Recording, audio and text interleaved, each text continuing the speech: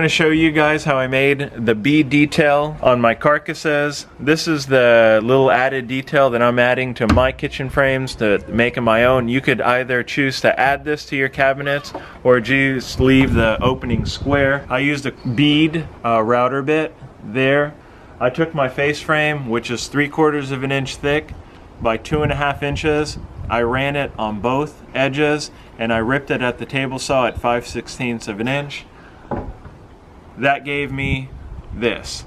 You can see that I've left a little lip there. That's very important for the reveal. Can you catch it there? Yeah. Perfect. So when you're setting this in your face frames, be sure